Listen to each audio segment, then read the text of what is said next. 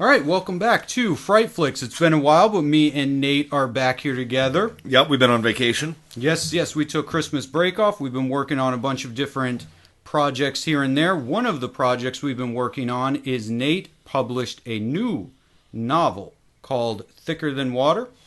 Thicker Than Water, available right now just as a Kindle edition. Just as a Kindle edition? Yep. Okay, we're going to get into a little bit more about all that and what all that means and things like that. We're going to be doing movie reviews, TV reviews, that kind of stuff when something that piques our interest comes up. But for right now, I just kind of wanted to do something new, which is more like a writer's podcast type thing. I mean, as you guys, some of you know, I'm a writer. I write scripts. That's why I'm interested to interview you today, Nick. And this is basically the whole reason there is a Fright Flicks and that we started recording anything at all, is that we used to work together, but then we kept communicating pretty much about writing. You know, about horror movies and stuff as well, because we have shared interests, but we were both writers. Yeah. With a specific interest in movies, but other things as well. Specific interest in movies and horror movies. You know, I tend to write almost exclusively horror, very comedy-ish, but pretty much exclusively horror tinted, like right. From what I've read of Thicker Than Water, or tinted, I guess you could say. But we'll get into more of that in a second here. So yeah, this is going to be kind of more like a writer's podcast, maybe here for just a little bit. So I'm going to be conducting an interview with Nate and Thicker Than Water. So I will go ahead and start this off by asking you, what would be the plot? How would you sell Thicker Than Water? The plot is... I'm happy to pitch that. I would like to preface it saying that I think what makes it good and what makes it different is how I approach the plot. Like this sort of... It comes from a very like noir, hard-boiled sort of story perspective. And there are a lot of tropes, and I like to play with them. You've got the bad man going good. Ex-soldier, ex-mercenary who worked for the Vietnamese in Vietnam after the war. Comes back, does some time in jail, gets a job with the local mob. He's not an enforcer. The Fulci clan. Yeah, the Fulcis. Gotta love that. In every book, I always name one character after an Italian movie director. Yeah, I remember the as of yet unpublished, possibly my favorite book of Nate's, The Ghastly Ones, starts with Argento. Yes, Argento is a major character in that. Anyway, I'm sorry. And Merle Vaughn meets a waitress, gets her knocked up, decides to go ahead and walk away from this bad life, settle down. And then on the eve of all this unfolding, and hey, you know what? He's been a good employee for a lot of years. He works for reasonable criminals. So they hook him up with a package. It's set in the early 2000s, so it's cocaine. Somebody else, one of my readers, was like, that seems, sort of dated that he would be doing cocaine instead of, like meth or something. Sure. And I was like, well, maybe it is a little dated, but this is set around 2000, 2001. Isn't it just the MacGuffin anyway? Yeah, basically. It's right. drugs. Everything goes sideways, the drugs are stolen, his money is stolen, his wife is murdered, and there's a threat against his 3-month-old baby. Walk away now, and we'll leave you be. If not, we're going to kill your child. Because he is a traditionally bad man, he can't just walk away. Logistically, he doesn't have the money to do so anymore. Furthermore, he's in debt, and that money he needed to get himself out of debt, so he's in the crosshairs of some other bad men. And then also there's the pride thing. So it's one man's vengeance, trying to get back what's his, with the added wrinkle of he's got a 3-month-old baby to tend to. I don't play this up for comedy very much, although I do use it to lighten certain scenes, but it also makes other scenes really, really dark. Right. Because of the situation he's in, and he lives in a world populated by cartoonishly villainous scumbags, it's not like he can find a sitter. So he brings the baby on murders and on robberies and whatever he needs to do, he brings the baby with him. Ah, okay, I see. So, all right, so that sounds good. Where can we find this if we're looking for it? It's on Amazon. Okay. There's some promotional stuff and a link on my personal webpage, welcometostrangemanor.com. But it's easiest to just go to Amazon. If you don't have a Kindle, you can download it to read it in any format. You can read it on your phone, on your tablet, on your computer. You can read it on anything except paper at this point, basically. Okay, all right. And it's $2.99, and if you need the Kindle app, that's free with it. I see. Okay, so we'll go ahead and backtrack a little bit here, start from the beginning. Again, I write scripts. I'm wanting to possibly get into a little bit more writing prose, but I'm still, of course, very new at this, so I'm a layman's coming at Nate with all of this stuff. When did you first start writing? In elementary school. My mother still has like a drawer filled with essays or little like paragraph long stories along with pictures that I did that I don't remember doing. It's that far back. Wow, really? But by the time I was in junior high, I was aware that it was my thing. Okay. You know, for Christmas I wanted a typewriter because this was long enough ago where like I had no concept what a computer was. So a typewriter that was fancy enough that had the whiteout key where I could where I could correct as I went. But and then through high school, and I won a writing contest in high school. Oh shit! Did you to pay my way through junior college? That's how I got my 2-year degree, full 2-year scholarship. What was that story about?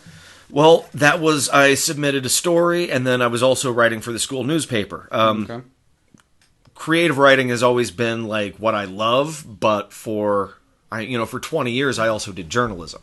Sure. The Alligator when I went to UF, and then the Gainesville Sun, and then before that back in the high school newspaper. So because back then, just like now, you always want to diversify.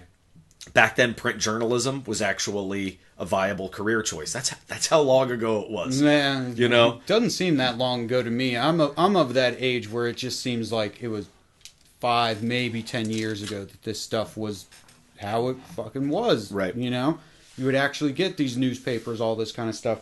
So, yeah, let me do a little bit more personal, and then we'll get a little bit broader. So, when you started working for the school newspaper, were you asked to do that, or did you go after that yourself? No, I signed up for it. Okay, because I figured we might have some high schoolers listening, so right. You signed up for it. Yeah, as a freshman, I don't know how it works now, but Sure. I wanted to do it, and basically, if you wanted to do it, then you could sign up for it if you got approved or whatever. Well, see, that's one of the reasons I want to talk about this kind of stuff, and what interests me about linear, whatever, just fiction writing in, literary fiction, is that it kind of doesn't change. Like, we'll get into, and I'll ask you questions about, like, Kindle and self-publishing and all that stuff and how it has changed nowadays.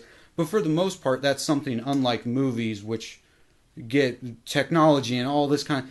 Technology past the advent of computers and everything, the basic idea of writing it doesn't change. Like, I would figure it's the same writer's mind that transfers basically between all of this. I would take it a step further.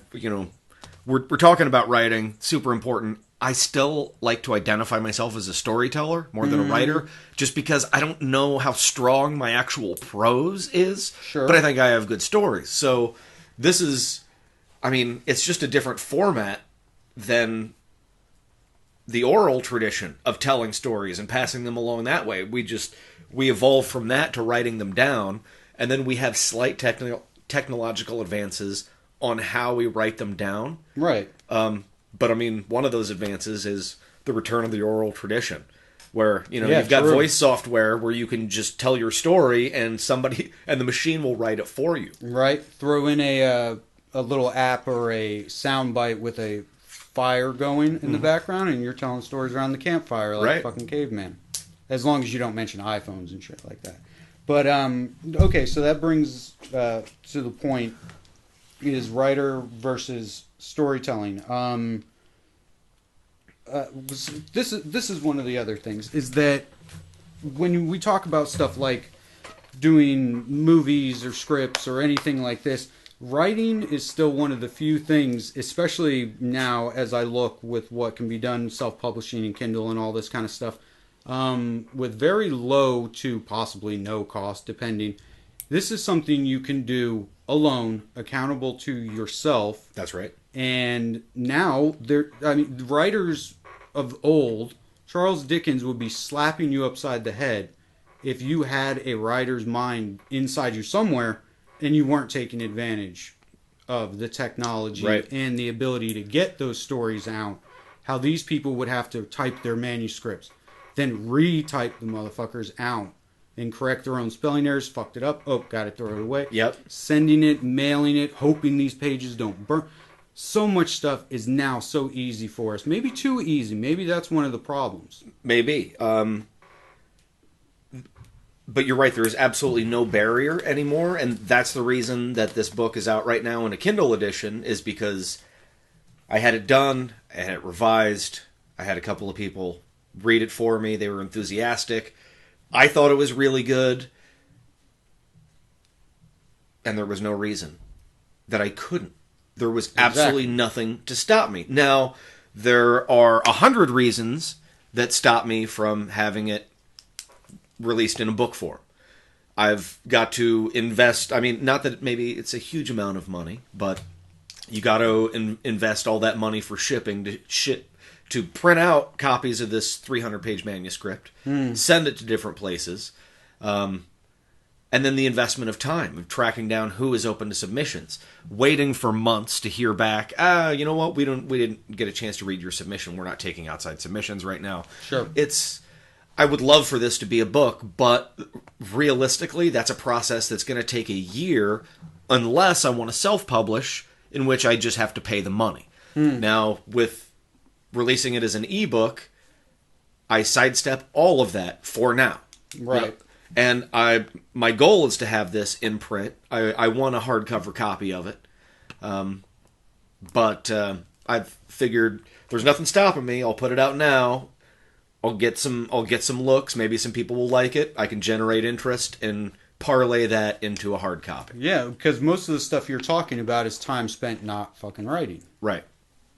Exactly. So, where's the fun in that? But you brought up something about self-publishing. Isn't there an option, and this is going to get technical at parts too, isn't there an option that you could, if someone wanted to buy a print edition, that they would basically click buy the book and they would pay all the fees for that? They pay to have it done. I don't know.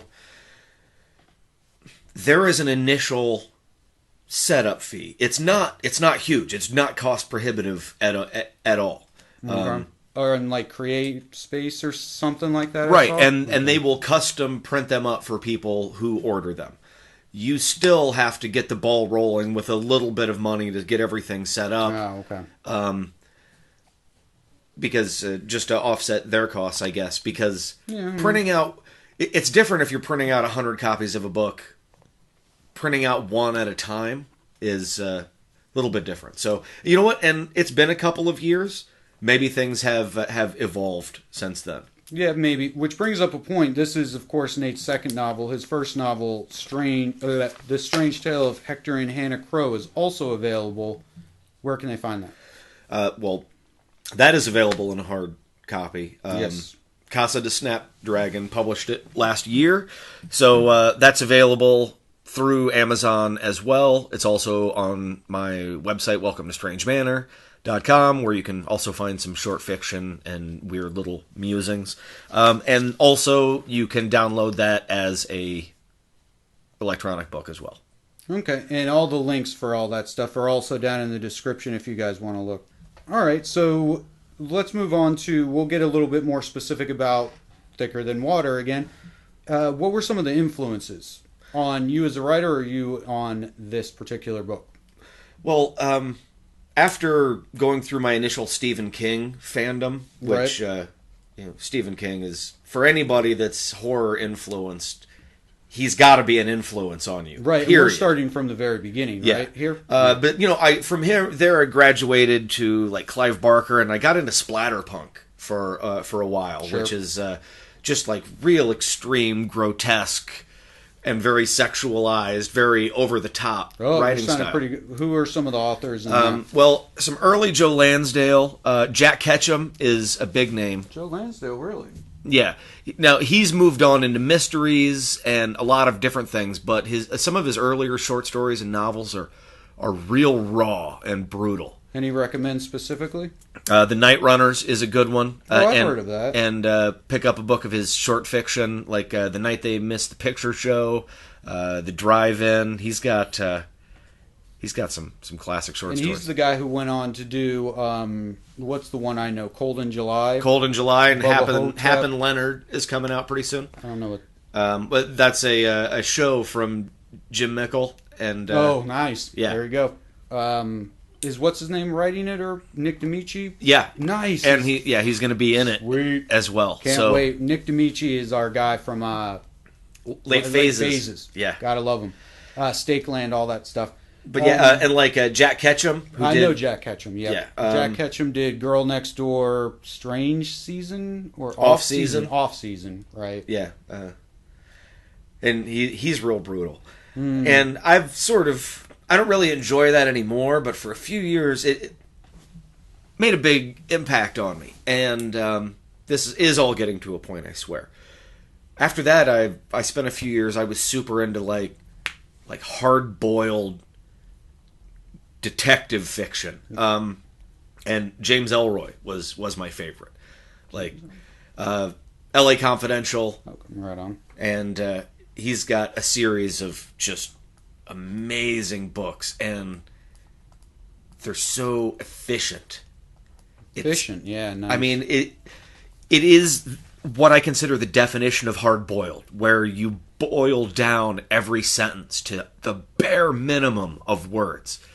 And he does 600-page novels, like in this style. Let me stop you there, because this again is what I'm interested in specifically. Is the efficiency in writing. Mm-hmm. So you're saying hard-boiled, is that a staple of hard-boiled? Is condensing things? Yeah, I mean, that's kind of where that's where the name comes from. Okay, right. That's the essence of what it is. I never knew what that meant. It's the opposite of real flowery, descriptive prose. Okay. Which, although a huge influencer on me initially, that's eventually why I sort of drifted away from Stephen King, is he would spend a page describing a house. Yep. And the hard-boiled, and this is what I took away from it, and this is why I consider myself a storyteller, is with the right 3 words, you can conjure up an image in a reader's mind that is better than a paragraph, because you just touch on something and let them fill in the blanks. That's what makes reading different than watching something. And that's what always made it great for me, is especially, in hard-boiled stuff where they don't give you like a super strong description of what someone looks like. And that's what I try to do. Give like a few indicators, a general description, let the person fill in the blanks, and then the character looks like what they want them to look like. One of the characters is really like angular and thin, and he's got like this snaggletooth and sort of shaggy red hair. And that's pretty much all the physical description you get of him, other than general stuff like he's goofy looking or whatever. Sure. But I don't go into, and even those details I sort of parse out, throughout, instead of spending like a whole paragraph. Right. Maybe it comes in when it's just like he gets punched in the face and his red hair. But I want to give you an impression of this guy and what he looks like, and that's what makes reading great. It's fine if your mental image is a little different than mine. So do you stick mostly away from internal monologue-y and backtrack and stuff like that? Yes. Okay. Usually I do. Usually I stick to the limited omniscient. Yeah, because I noticed if, like, again, the one that's not published, you really need to finish that one, but it's a monster, I'll tell you. Ghastly Ones, if it ever did, it would be its own chapter. Right. And there would be a switch in perspective and, Yes. the voice to tell you anything that was relevant in backstory. But the story in its contained chapter would always push forward. So, and to that end, one of the things that I do in Thicker Than Water is we got a couple of major perspectives from a couple of major characters. It pretty much bounces back and forth. There are 6 or 7 different chapters scattered throughout, which is a brief history of so-and-so. And they get one chapter where I'll go back and sort of recount their life or flashback to, like, a very important moment in their life. And I tried to give something that, in one chapter, it would sort of summarize who this person was, like at their essence. And then, so there is I guess, a little bit of flashback, backstory. It's separated out into its own chapters instead of a character wistfully remembering. No, we just, I tell it as its own story. Yeah, it's like he's walking towards the robbery and looks over and sees, a car full of kids, and then on his way walking to the building reminisces for 2 pages. Stephen King. I like Stephen King, of course, but it's maddening to try and write that bullshit. No, well, I mean, he's the goddamn king. Anything that we could possibly say about Stephen King, it's like an ant talking shit about you or me. Yeah, sticking away from that, going in the opposite direction, efficiency in writing. When you talk about efficiency in writing, now, is that your major approach, or was that your approach to Thicker Than Water? That it's definitely a different approach. It's the approach for this. Okay. For Hector and Hannah Crow, like I can't. It's not in my nature to just belabor a point or go into excessive description.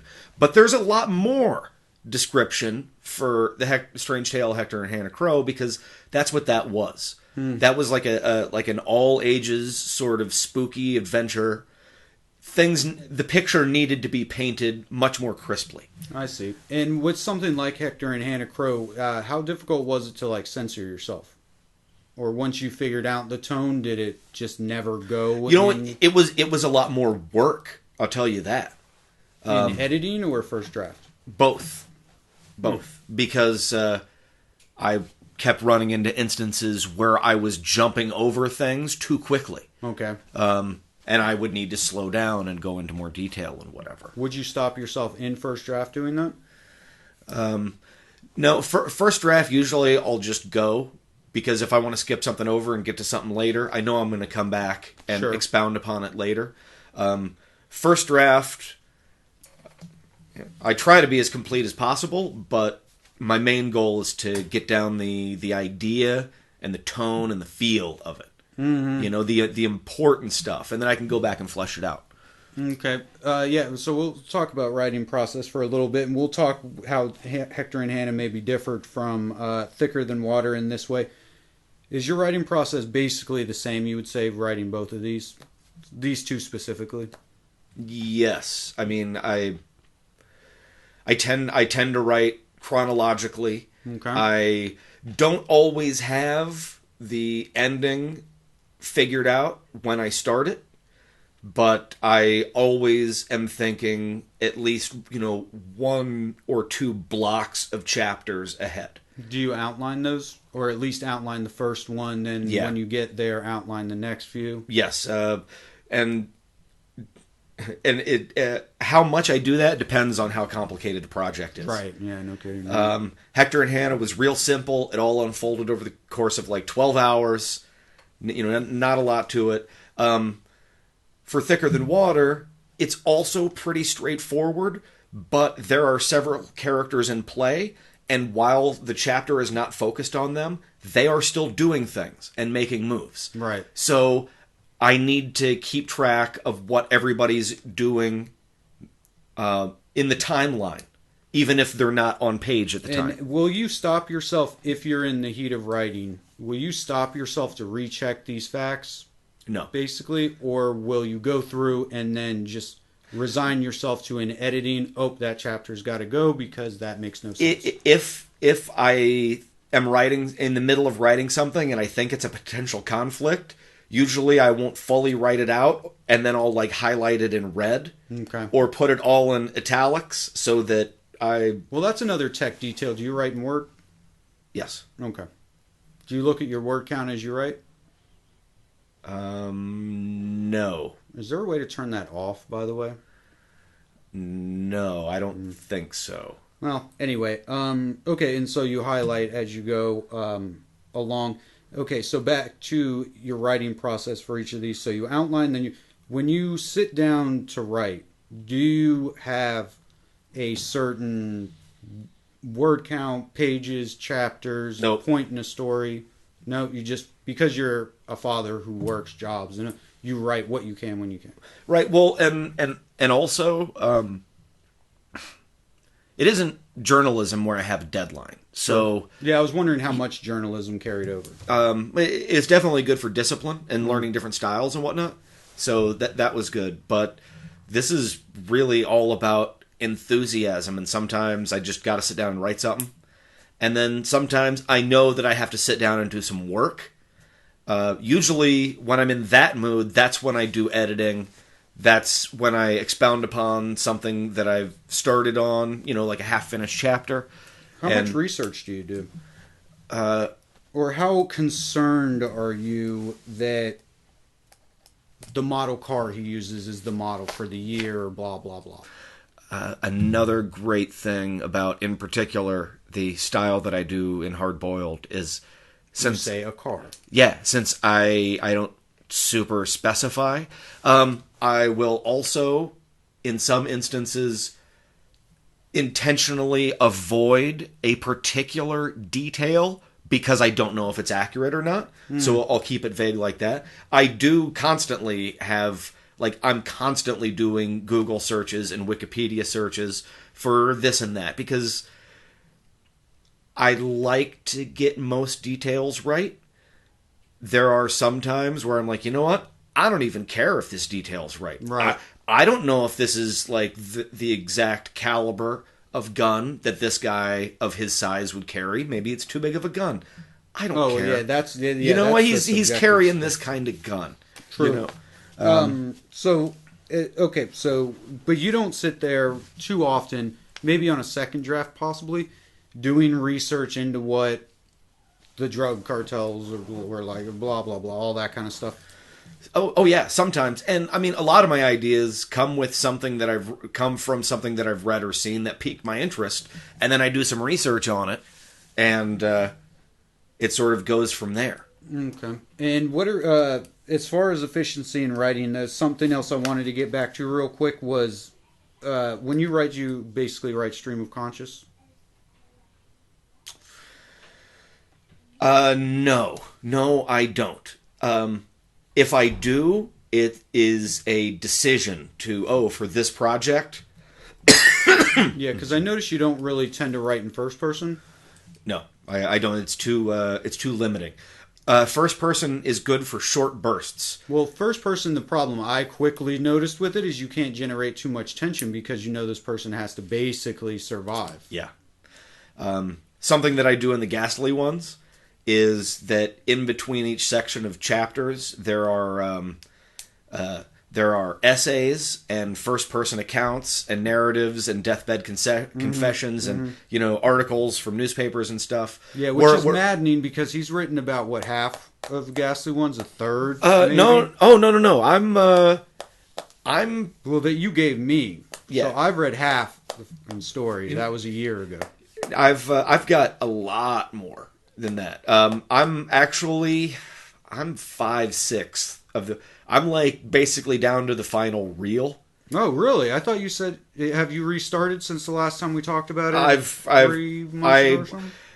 With the Ghastly Ones in particular, it's so involved that a I'll come back to it and I'll write like a block of chapters. Sure. And then I'll have to take some time off. And it's in terms of like, notes and like making sure the timeline is correct. Every time I come back to it, it takes me like a week of going through everything because there are so many desperate motherfucker. Right? It is, and there are like so many major characters. And... Basically, I would sum it up like this: it seems like when you read this book, and I think I've seen a few kind of like this. It's basically like short stories, if not novellas, by the time they're done, that seemingly at random jump back and forth and like that. So like you got this. I don't even want to say too much, but you got this one monster going through this one story, then it'll jump to another one, then it'll jump to another. Now, when you write it, do you write kind of that storyline as through as much as you can, and then put them edit pieces here to there, to this, to that? Usually I don't. You'll just know, like, end of that one, next well, chapter. Like I said, like my block of chapters. I'm like, okay, well, I know that, like, all right, they're my next 6 chapters for the Ghastly Ones in particular, but also for Thicker Than Water. Like, the next 6 chapters, I know that 2 chapters are going to be about this character, and 2 chapters are going to be about these characters, and then... So, like, maybe I'll write those 2 chapters back to back, or maybe I'll write them in the order in which they're going to go in the book. Okay. But usually I don't start like at the beginning of a storyline and write it through, because by the time you get to the halfway part of the Ghastly Ones, like all of the storylines are completely intertwined, and most of those characters have all come together in one way or another. And so everything is constantly evolving in that. I see.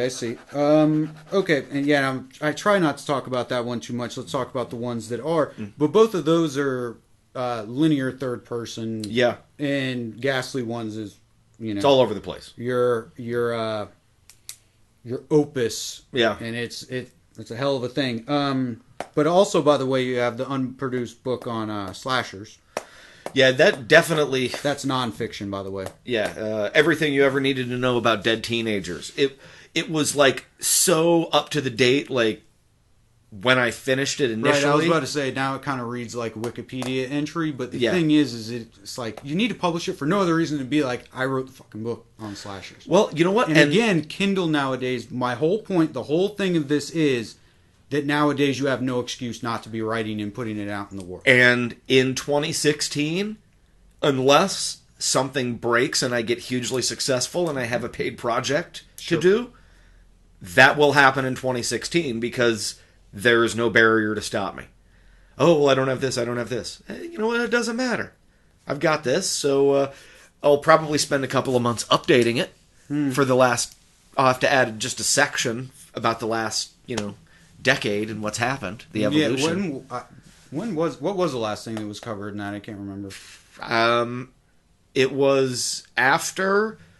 But you might have given me a different copy than you have or something. You know what? I think it was after Saw 3, but definitely before the end of the Saw series. Holy shit. So there'll be some catch up, but at the same time, there's really not that much actually, because you just cover it covers the golden age. Yeah, and that's all anybody wants to really read about. If I read something like that, just sum all that stuff up, because it's so new history that it doesn't matter. So anyway, hopefully that'll be coming out very soon. Okay, there are just a few points I want to get through, make sure that we kind of do. Have you ever tried, and what are your thoughts on dictation? I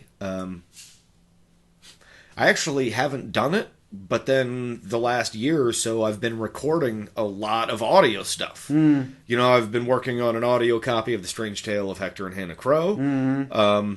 Not just what we do here in the podcast, but I've also, bedtime stories for weird kids, which is, I have a couple of drinks and I just recount a story, like a movie franchise or something.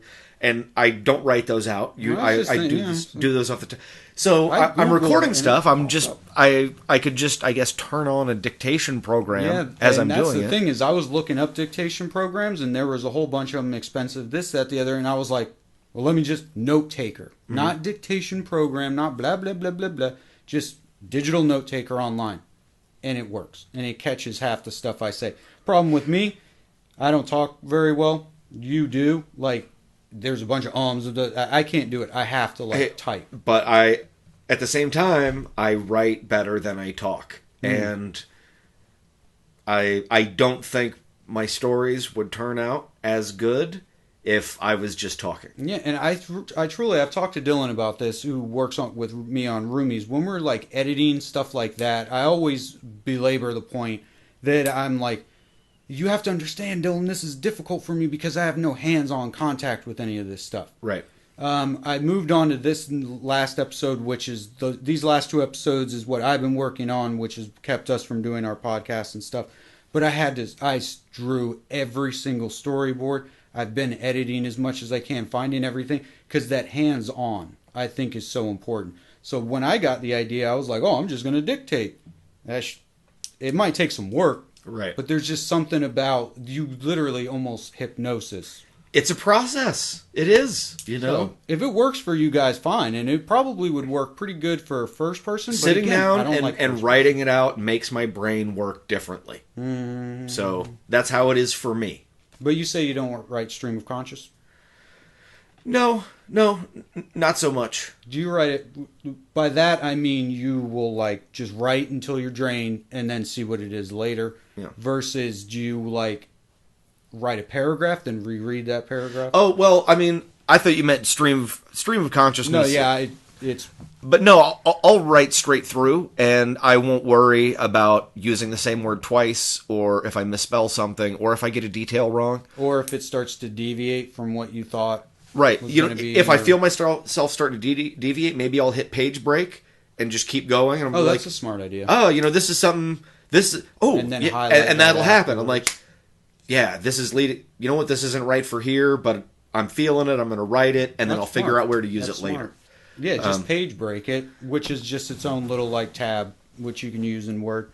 Yeah, and then that's pretty smart. But I mean, for me, the most important aspect of the writing process, for me personally, is that enthusiasm, that energy of like, you know, I really want to write this. I need to write this. And when I'm feeling that, I don't let any little speed bump derail me, because that's what happens. Last night I made myself write something because I hadn't written anything in a few weeks. I've been working on promotion for the book and this and that. All that bullshit, right? Yeah. God, so I'm like, I want to write something. And then I had a pretty good idea. And then I realized that I've been sitting there for 5 minutes trying to decide what I was going to call the characters. Fucking A. And I was like, wait a second. That doesn't matter. Right. So I ended up naming the characters what they were: New Satanist and Cool Satanist. Right, yeah. And then I just started writing, because there's something that I do, and this is interesting. This is all the stuff that you might think is inconsequential, but if you've ever tried to write before, you have to think of the character's fucking name, right? And you have to keep it consistent, especially if something's like talking to you in your head and wants to tell you somebody's name and it's a lame name or something like that. But anyway, you have to go through it. So one of the things that I learned to do is I have the baby book stuff now, and I basically typed as many names as I could. And I cut and paste stuff from other stories, other places, put it in there, and then when my Microsoft Word says wrong, I just add that name to the dictionary, no matter what it is. And then when I go to type a name, I basically just, and then whatever it auto-corrects as a first or last name, I'm like, okay, well, there you go. Because it really doesn't matter until you get to know them, and they actually have a reason. But another thing that I do, which is something that I believe you do, I think you give it more thought than I do, is I call people literally like the woman in black, the man in the 3-piece suit, the smoking man. Like, I'm like, fuck, who cares what their names are? Right. It's like you give them a little bit more like a creative name. Which one am I thinking of? Oh, I'm thinking of Night of the Slashers right now, which that's only a script, right? Right, Night of the Long Knives. That is Night just of the Long Knives. What did I say? Night of the Slashers, which is close enough. Yeah, Jesus Christ. It's an acceptable title, honestly. Yeah, he writes scripts too. There's just so much, jeez. And just real briefly, little writer's thing. I got out of writing scripts because so much of it is completely out of my hands. The last few times... Well, that's why I want to kind of get away from it. Right. Just That like, I'm that sick is of why this shit. the last 3 times I wrote a script was all because the short film I was making, the short film Carl was supposedly going to make, and then I started one last night because Carl and I were talking, and he's like, and I just realized that I would like to do a short film again. So I started working on a script of what could be like single set, small cast, logistically something that could be done in 2 days. There's a lot of right brain thinking when it comes to it. Yeah, and I but, just like, kind of wanted to purge that out. I couldn't just write a movie script anymore because I've got one that I like, and I'm like, you know what? Unless I run into millions of dollars, it's never going to get made. Or I start networking and I meet. There's so much of it is out of my hands. Again, the general point, but there's nothing stopping you from writing a novel and Right. putting it online. Now, let me ask you real quick. I've done a little bit of research on this, and I'm going to jump back to some other stuff, but real quick, publishing, does it cost anything to make it a Kindle? No. Okay. And what was the process? You had to you have to save it as a web version? They give you step by step, but you've got to convert it to a particular an HTML format, and sometimes there are some discrepancies. Like my copy was good, I uploaded it, and in the preview viewer, it looked fine. When the first person actually downloaded it for their Kindle, every ellipses in the book had been converted into a fraction. That's fucking weird. So it was a fourth, a half, a fifth. So, and this let me know how much I love ellipses. So, right. Well, there were like 64 of them. Have you ever done that thing? Microsoft Word actually has one. This is something that I heard trips up first-time writers, which is that do word frequency.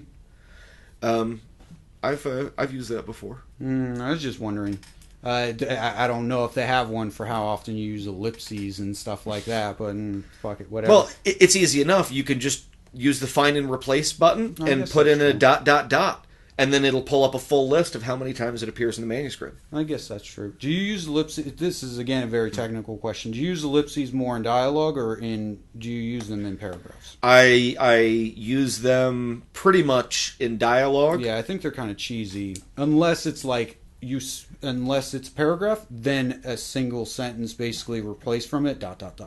Yeah. Sometimes I'll use it in prose, specifically when an action is being interrupted by another action. Sure. Because that's what it implies to me, is that you're in the middle of doing something and trail off.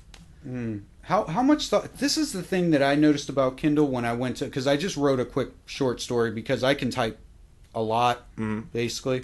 The one problem that I tend to have, just like I do when I speak, is that it tends to kind of run off the rails a little bit. But... So anyway, I was just going to do it, try it out, I don't know if you can put stuff for free on Kindle. Yeah, I think so. But anyway, okay, cool. Because I just wanted to, make sure that I wasn't doing it for money. Because if somebody did buy it, truthfully, I would feel guilty because I'm just doing it to learn the process. Right. Be like, shit, now they're going to think everything I write is this bullshit. But anyway, one thing I really don't like about how Kindle works, and correct me if I'm wrong on this, is that anybody can adjust how big your print is. What... font your print is. So all of a sudden your paragraphs, which you wrote to be compact, can be longer. Right. Versus whatever. There's so much. They could read your horror story in Comic Sans if they wanted to. Does that bother you? It doesn't. I hope that one day it will bother me, but right now I'm at a point where somebody's reading it, cool. Okay, right on. One day, hopefully, I've got a bunch of sales, I'm really successful, and then I can stand on my artistic soapbox.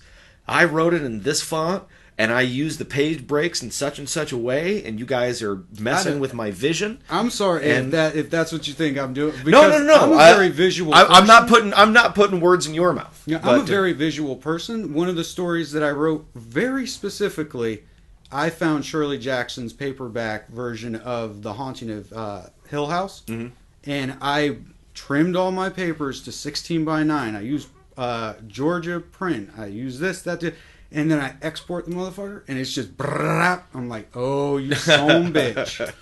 You son of a bitch. That is... But again, I'm very visual. There's so much that's said by... Well, you know what? Then be prepared for it. Because... Well, no, I got converting it to that HTML format, when you look at it on your computer after that, there's no right margin. No. It just goes forever, and it looks fine on the Kindle. They have the preview there for it and how it looks, and it looks fine, but no, it is going to screw up everything you do. But what's good about it is the lesson I learned after flipping my shit. But it was okay, because like I said, whatever. Wasn't too worried about anything but getting it out there, because again, we're the kind of people, we talk about stuff, I fucking do it. Yeah. Like, and I do it, and I'm sorry if you end up reading one of the stories I put out there and you're like, this is bullshit and it's got spelling errors and it's like, I'm sorry, the only way I learn is by doing it and then putting it out in the world. Yeah. Like you mentioned that in your blog, like, the only way to figure out when you got all these spelling errors is once you publish it. Yep, I've got an open document right now with 6 different errors that tonight or tomorrow. I haven't done it yet because I'm waiting to see how many more. I'm crowdsourcing my editing, and it was stuff that I never would have caught in a million years. They corrected gun to gone. So it didn't turn up as being in a spelling error. And then, you know what? This is like 85,000 words. So as many times as I edit it and reread it, I'm gonna miss something. Well, here's the thing: if you don't have this program, actually, there are probably other ones online. That was something that I learned writing scripts. Is I know specifically Final Draft, which is what I used. Gives you the option that it will read back to you, and so much stuff you do catch when it's like thought is autocorrected to through or something. He's, she's, all these kind of gun to gone. And so I would suggest, you listen to it back. That way you can do other things kind of in a way. And the only thing you hear is when something's off. Right. That's good. I can use that. Yeah. Because, oh my God, I had to go through 85,000 words trying to make sure I didn't get wrapped up in the story. Right. This, that, the other, blah, blah, blah. Edit in my fucking head. Like, how do you know when you're done editing? Because you have to put it out. Like, dialogue-wise, I've got so many, like, intentional grammar mistakes. Oh, God, yeah. And so many cuss words and racial epithets. And, so getting back to something that I was touching on earlier, this isn't a splatter. Thicker Than Water isn't a splatterpunk book, but it sort of comes from that in my background, where like most of these characters are like really vile people, capable of really horrific violence, which they commit it's not a torture porn thing where I get into super graphic detail and spend a page talking about the torture. Sure. But there's torture, and there's rape, and there's misogyny, and these characters, they're awful. And you know what? Awful people are racist, and awful people hate women. And there's a lot of that sort of raw attitude in this book, but sort of filtered through like a hard-boiled noir style. So I hope that I've got a lot of over-the-top, colorful characters. And I hope they come across more like Tarantino colorful and less like Guy Ritchie colorful, who are, I love Guy Ritchie movies, but his characters are like overtly cartoonish. Sure, no, yeah, definitely. And I like that in small doses. I've got a very very bold, rich, pansexual, overly sexualized like gangster character named Sinclair, who always wears like purple silk pajamas. And that sounds Guy Ritchie to me, dude. Well, see, and he is. Oh, okay. But him specifically. Him specifically. And then even then he gets his own backstory chapter where I hope it's sort of like, okay, I get this guy. But yeah, no, he is very cartoonish, but at the same time, that's part of his deal. Well, see, that's the thing, is that's the difference between, one and the other, I would say, is that Tarantino will give you somebody like that, like Drexel Foley or whatever. Yeah.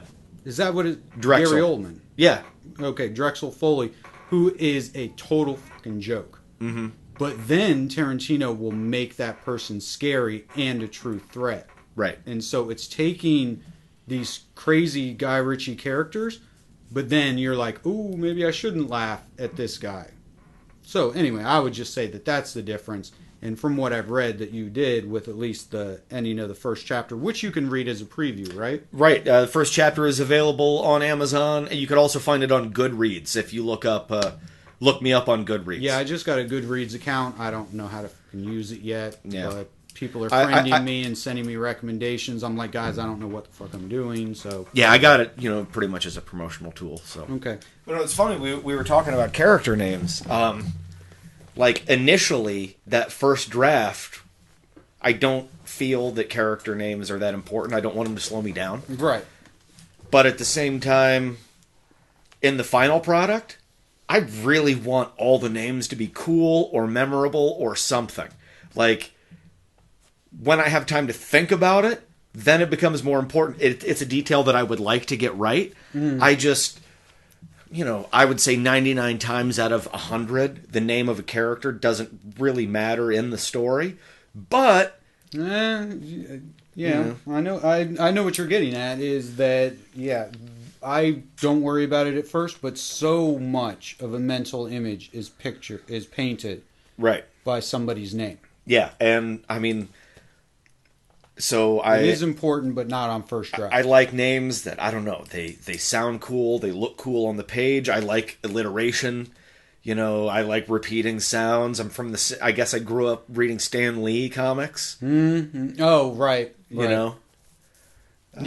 Well, the thing, it's like when you say the name Crystal.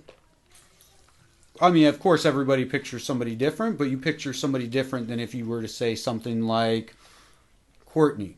Possibly. Right. You know what I mean? Definitely. Like, these things do matter. But again, it's region and dialect, but at the same time, you kind of know what I'm getting at. Sure. I've got two characters having an argument. One of them is like really tough and dangerous, and the other one is very mousy and small. One of the characters is named Machine Gun, and the other character is named Morty. So, which one is which? You know which one is which. So, yeah, names definitely, they do matter in the final product. I just, I try not to let little details like that trip me up when getting that story down. Yeah, what sucks, though, is this hasn't happened to me very often, but it's happening to me recently, where it's like the character's based, because I don't care about that stuff either, because it's like, even if I tried to write something that was literally based on the same character, I don't think I could, because they start to deviate and the world changes around them and stuff. So it's based on a certain character, I guess you could say. And now that name, because I didn't bother to change it, is so stuck in my head that I'm like, shit, now I'm going to have to change, the person's name or whatever. I don't know. It's just a little thing, which is no problem, because as soon as I change it, the earlier the better, then that name will get stuck in my head. Yeah. And then it'll be fine, because whatever. That happened, Hector and Hannah Crow. One of the characters had a cool alliterative name, and then when I finished it, I found out that name was actually trademarked by DC Comics. He was a villain. Huh. Felix Faust. Oh. So, I just found another... Isn't that his name? I changed it to Fallon Faust. Fallon, that's right. Okay, right. Yeah, you're right. With 2 L's, yeah, it was Jimmy Fallon. I was thinking, that's what you got to be careful of. See, I was thinking more Fallon as the bearded Christian Bale in the Prestige. Yeah, well, you can think whatever you want to, man, but you know what I'm saying? Mm-hmm. That's why names are important, because you never know. But okay, so some of the stuff, that I wanted to talk about a little bit more was, we were touching on the subject before we took a little bit of a break about how rough, raw, and uncensored, basically, Thicker Than Water is. How uncensored is it versus what you're initially write? Like, do you take stuff out if it's just a little too much? Yeah, well, This is a story that really got out of hand just because the characters ended up just taking over and did things that made sense in their context, and it went a little more extreme than I thought.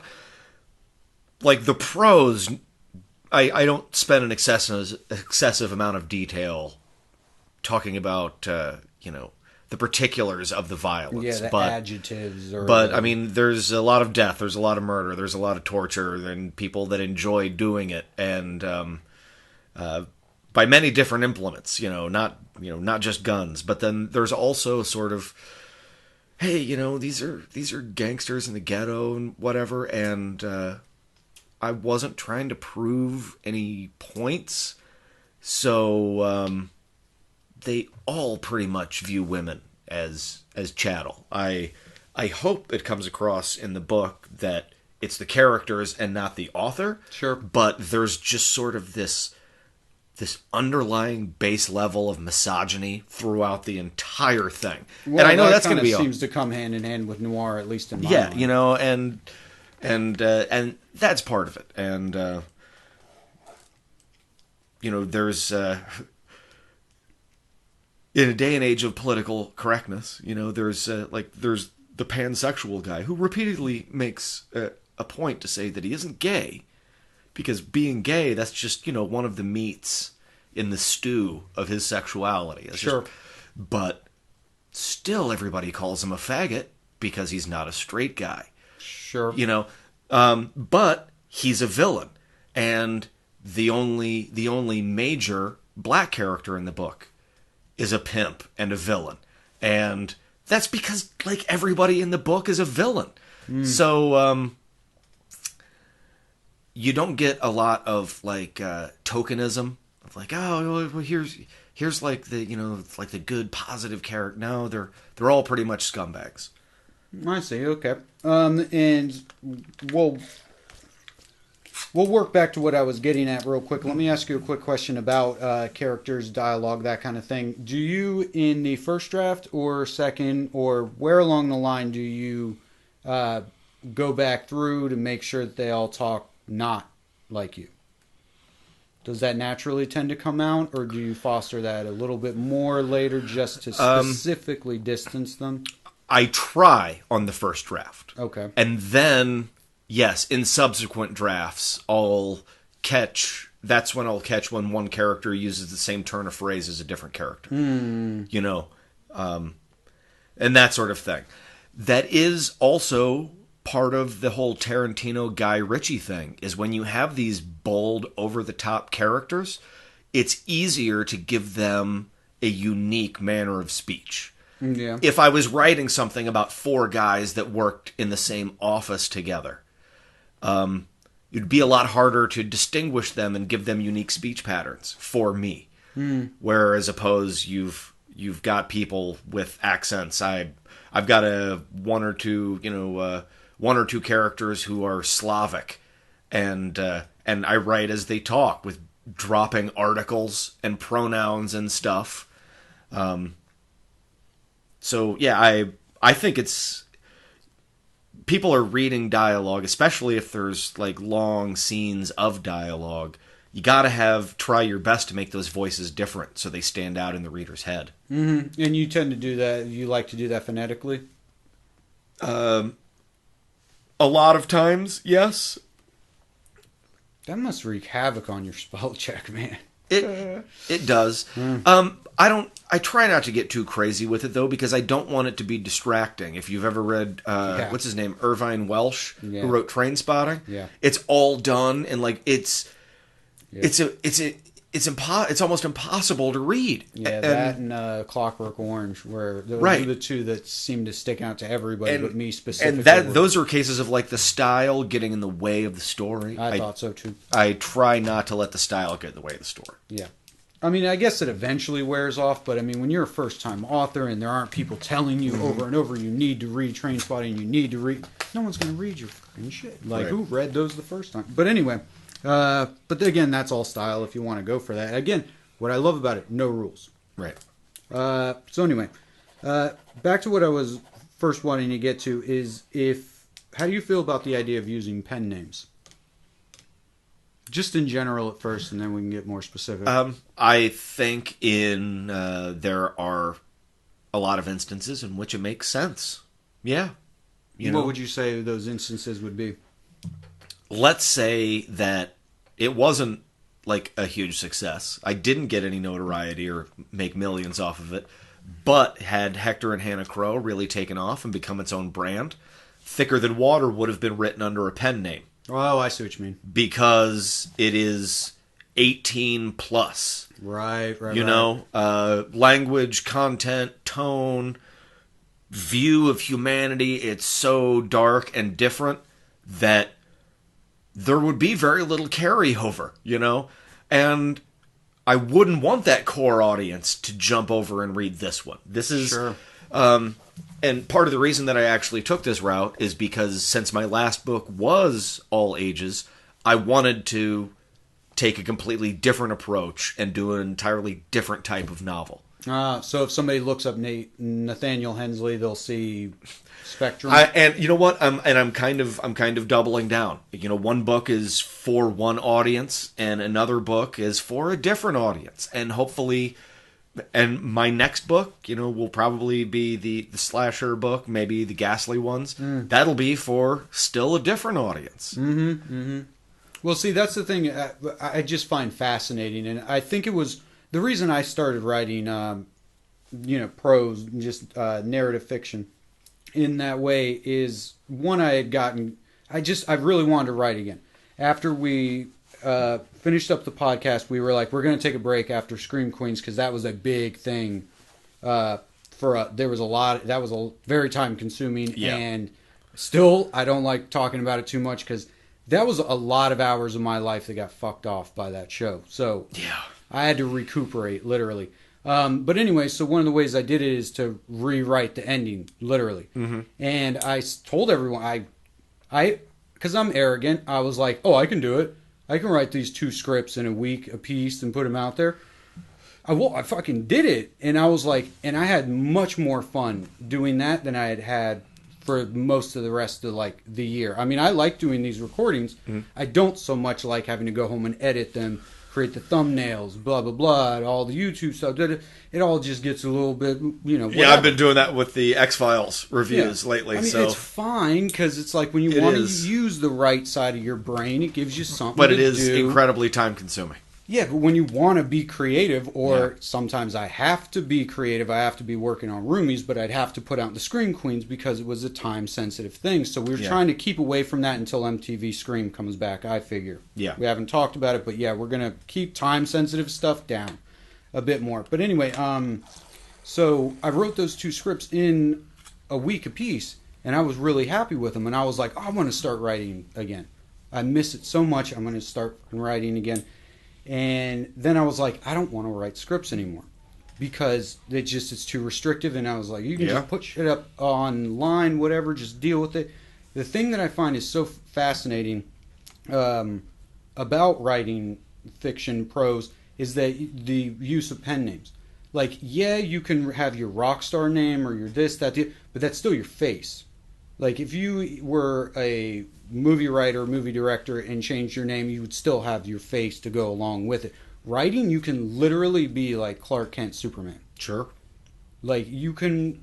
we all know the Richard Bachman story. If he wasn't Stephen King, no one would have bothered to figure out who he was. So, there's nothing stopping you, again, from writing something that's in this genre, or that genre, or this, or that, and it's more just the idea that I just find the idea of a pen name so fascinating. And the more research I've done into it, that's probably one of the few. I do my nightly research into writing and how to write better and what words to whatever, all this kind of stuff. And I'm reading Rebecca and all these different kind of horror novels. But researching pen names is my one real true vice that I get lost in. Because it's did you know Mark Twain is a pen name? Yeah. Yeah, I didn't fucking know that. I took English. I know how to, all this kind of stuff. I know the literary Lord of Flies, all this kind of stuff. But I did not know, Mark Twain is the pen name of some fucking... It sounded French Cajun to me. Maybe I just associate him with South or something. Right. But it's that name and then another one. I'm like, wow, one of the greatest authors of our time is Definitely. not a real person, basically. Anyway, I just find that interesting. And I just think, have you ever specifically set out to do something that you're like, I'm going to put this under a pen name? I'm going to let this totally, I'm not, maybe you would tell Jamie because, there's someone, but you would just put it out there specifically for a pen name just to see how much that influenced your writing. I had never considered it. And I'll tell you why. Because a writer's name doesn't initially carry any value. You're building it like it's Coca-Cola. Like you're building it from nothing. So when you create a pen name, you're starting a new brand that you're also taking from nothing. Considering how extreme a lot of the Ghastly Ones is, that is something I might consider putting out under a pen name. Well, that's the other tangible part of it. That's the tangible part of what I think's cool about it is that, then your fucking mom. Right. And then also I would I would probably spend weeks coming up with the best, most super cool pen name. Really? Why? Because if I'm gonna make one up, then the only reason for me to do it would be there's a chance that using this name might get me more visibility. Either because it sounds like a different name or if just it's really cool sounding. I don't know. That would be maddening, man. Yeah, it would. Just do it at random and then just do something. But anyway, I was wondering what your thoughts on that thing were because it's a phenomenon that I'm not used to. Nothing I've ever done before comes with such a degree of just being able to disappear. Yeah, you sure can. So again, nothing stopping you if you think, the story I'm writing, I want to write horror, but it's coming out as a comedy or romance. Don't put your fucking name on it. You know what I mean? You know what? This is for any pervs that are out there. Pen names. If I ever started writing erotica, which I would like a mother. Oh yeah, there's so much downloadable ebooks, and that's something I would definitely use a pen name for. Right, exactly. Okay, there were just a few more little points that I wanted to hit. We covered pretty much publishing. Publishing, if you're a first-time person listening to this, just e-publish things. I mean, they give you, 70% of what you make through Kindle? Yeah. But you can't charge as much. And you don't get the resources of, having an editor. And a lot of times a publisher will help promote you. So there are... I don't want to oversell e-pub. With e-publishing... Everything is in your hands and there's nothing stopping you. You can do it all. The other side of that is there's nobody helping you. You have to do it all. If you go through a traditional publisher, you get a lot of resources and a lot of help and things that you may not know how to do. Well, see, perfect. That goes to the other thing I was saying. But it takes time. It takes a lot of time. It takes some money. It takes a lot of patience.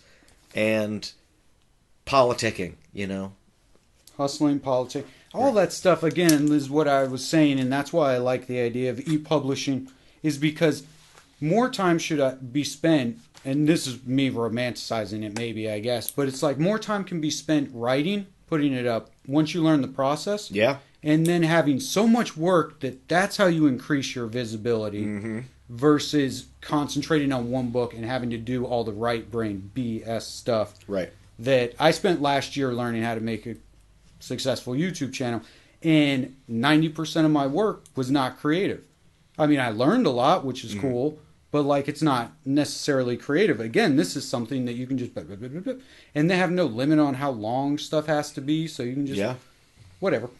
And so that kind of brings up the point real quick of working with others like editors, proofreaders, that kind of thing. Of course, there's the money aspect of it, but would you ever go online to sub-question, what do you think of writers groups, basically? Writers groups can be very helpful. I've been It just seems, again, like a thing you're doing to not actually be writing. Well, this is something important to keep in mind. I think the vast majority of writers are writing to write. And a lot of us, not me, and not you, a lot of us don't harbor any sort of like, I'm going to do something with this. You know, some people, and this is what's great for writers groups, they can help you get motivated to actually write. Now, screenwriters, successful novelists, I feel that most of these people are self-motivated. You know, they have the drive to write and they treat it like a job. Now, but that's not everybody, and everybody can benefit from writing. So if you like to dabble, and you know what? Since the first book has come out, I get people that reach out to me all the time. They want me to read something that they've written, and it's part of a story. It's just a few paragraphs, and they put their heart into it, and it means something to them. They're not going to turn it into a novel or a screenplay. They just want to write this thing, and they want some feedback and some encouragement. Writers groups, amazing for that. Oh, okay. Well, yeah, that sounds good then. But if, for example, you're working on a screenplay that you're serious about getting published, I would only meet with a group of other serious screenplay writers that are serious about getting their films made. Right. You know, what are you looking to do with your writing? Find like-minded people and, you know, and work together and encourage each other. But, you know, if you're looking for different things from the process, you know, you could get in each other's way. Exactly. I'm the opposite of that kind of thing. Not that there's anything wrong with that approach. It's a very sweet, romantic approach to it.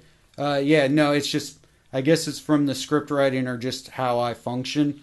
I'm like, no, it's almost, you could say, other than you have to care to write this every single day, is almost like the only thing I care about is hitting my word count that I at least want to get to, getting it edited and getting it out there. Because again, you will fuck around with something until it's quote unquote perfect. How do you know if this is the first thing you're trying to write? Yeah. Type thing. Well, hey, the whole purpose of writing is to be read. You know, and you don't have to. Some people, it's very private and they just do it for themselves, and that's fine. But honestly, write something. Step 2, get somebody to read it. And hopefully you can find somebody that won't be a dick, but will be honest. And then you have some feedback. You can read it with fresh eyes. You can make it better. Or carry what you learned into the next thing you write. Very true. Well, that sounds like a good spot to stop for this week. Hopefully we'll be able to do this, if not every week, a bi-weekly thing. And we'll see how this kind of thing goes, just switching over to a bit of writerness for a while. It's fun for me. I like this. We're doing this without a net, so we would really, this time, it's not like Scream Queens, where it doesn't matter what you say or don't say. We're going to be back next week to review it. Sure. Give us your thoughts, your feedback, what you would like to hear some writers discuss next time. You know, there are literally 1,000 different topics that we could approach. Exactly. You know, creative, influence, practicality, marketing. And we can get as practical as possible. Yeah. Like, that's one of the things that trips people up, but once you get into the habit of it, again, habit is what it's all about. You know, and then collectively, we've written TV scripts, movie scripts, you know, journalism, novels, short fiction. I mean, other than poetry. Yeah. Sorry, basically the only thing we can't tell you is how to find that piece of luck that gets the person. Although even with poetry in Hector and Hannah, there's like a 10-page chapter done entirely in rhyme. Yeah, there is that. And that I'm not going to spoil it. And that was like the hardest thing I've ever written in my entire life. Yeah. No, I don't write poetry. That's probably the only thing. But again, it's the same thing that I'm trying to get across here. The only reason I don't write poetry is I think I can. Right. Which is bullshit. I could write poetry if I wanted to. I don't want to. But I probably could. There's nothing that says what poetry is. Poetry doesn't have to be describing a pond at twilight. It's like poetry could be about guts and blood and all this kind of absolutely. All this cool shit. But anyway, okay, so we'll be returning to you guys. We just want to let you know we're still alive. Somebody literally commented us. Are you guys still alive? Like, well, what happened to the other dude? Yeah, something happened? We're still alive. Yeah. I so wanted to comment back that you were in jail, but yeah, I know, right? I didn't know who was reading. Make something up. But anyway, so yeah, we are still here. We are still planning on coming back for Scream, which I'm keeping up with the news on that. We'll see how that kind of thing goes. And we'll be bringing you reviews here or there. The other place, you got X-Files, which is going on right now. Yeah, check out our... 6, right? It is only 6, and there isn't going to be a new one this week because it's on Fox, and I believe Fox is showing the Super Bowl tonight, so there shouldn't be a new X-Files. But check out what we have already, and we've got a few more X-Files reviews coming up soon. Cool. All right, and we'll see you next time here on Fright Flicks. Later on, guys.